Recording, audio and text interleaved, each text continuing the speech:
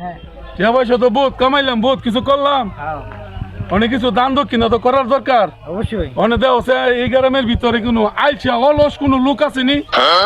আচ্ছা sir doctor দিয়ে আমি রাখেন। আচ্ছা দাও সেরা বানি। স্যার ওই যে কিছু লোক দেওয়া যাইতেছে, টাইম দেয় দিই যেন অসহায় লোক পাওয়া যায় কিনা। আচ্ছা দাও।